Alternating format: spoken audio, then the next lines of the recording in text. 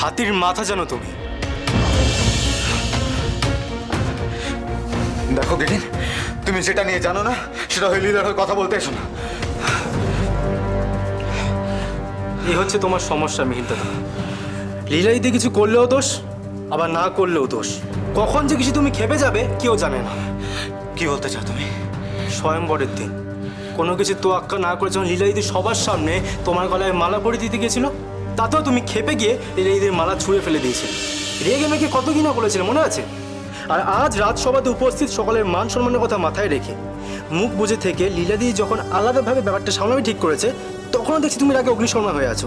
একই রকমভাবে যা নয় তাই বলে যাচ্ছ। বাইরে থেকে সব শুনেই তো আমি এলাম। আমার একটা কথাও যদি তুই শুনিস মিহির, তাও ভাগ্যি যে ছোট কুমার শুনেছে। না না না, এমন তোর ব্যাপারে যদি তোর হয় তাহলে আমরাই বা কোন দিক কি করে সামলাবো, আর ওই মেয়েই বা কি করবে? বাহ, এখন তোমরা সবাই আমার জ্ঞান দিতে ব্যস্ত। আসলে আমি তো আসলে তুমি লীলা দিদিকে আলাদা একটা মানুষ বলেই ভাবো না, একটা পৃথক মানুষ যে নিজে ভাবতে পারে, সেই ভাবনা অনুযায়ী চলতে পারে, পরিস্থিতি বুঝে নিজে নিজের সিদ্ধান্ত নিতে পারে। দেখো গিরিন, এরকম কিছু না। হ্যাঁ তাই তাই মিহির দাদা, ছোটবেলা থেকে তো দেখছি তোমাদের সব ঝগড়ার মূল কারণ তো এটাই। তুমি চাও তুমি যেমন ভাবে ভাববে লীলা দিদি তেমনই ভাববে, তুমি যা করতে বলবে লীলা দিদি তাই করবে। তুমি তো লীলা দিদিকে তোমার সম্পত্তি বলে মনে করো, তাই তোমার যখন যেমন অনুভব হয় তখন তুমি তেমন রূপ দেখাও লীলা দিদিকে।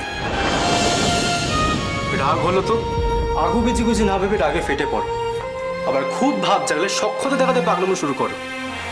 এসব কি ঠিক? তুমি বলো জ্যোতিমা। না না না, মোটেই ঠিক নয় গো। নেহাতি রাজকন্যা ওকে চোখে হারায়, তাই সব অন্যায়কে মেনে নেয়।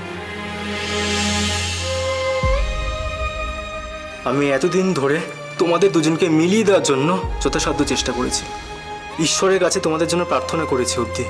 কিন্তু এখন আমি ক্ষণামা না হয়েও স্পষ্ট দেখতে পাচ্ছি যে তোমাকে বিয়ে করলে আমার দিদিটার কপালে অশেষ দুঃখ লেখা আছে।